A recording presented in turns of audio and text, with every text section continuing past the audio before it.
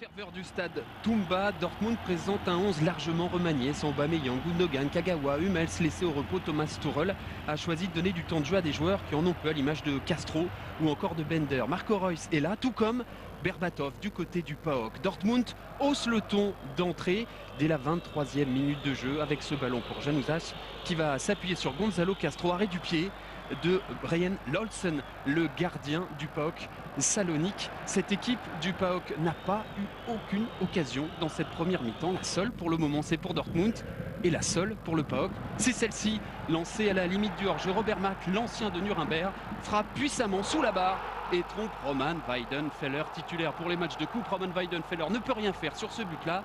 Robert Mack, l'ancien de la Bundesliga et de Nuremberg, fait chavirer le stade Toumba. Le PAOK a une occasion et la met au fond. 100% de réussite, 1-0 à la mi-temps pour les Grecs.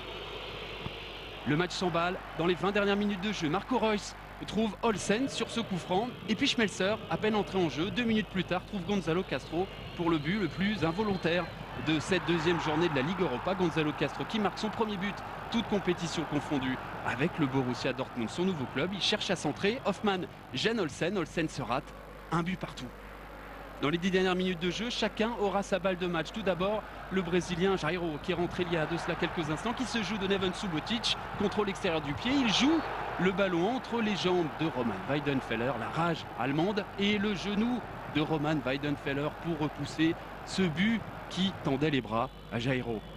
Balle de match pour Dortmund quelques instants plus tard. Schmelzer frappe, mais c'est surtout Park à la réception qui n'est pas très loin de donner la victoire au Borussia Dortmund. Finalement, le ballon passe encore entre les jambes d'un joueur, Solis, sur ce coup-là, et file à côté des buts.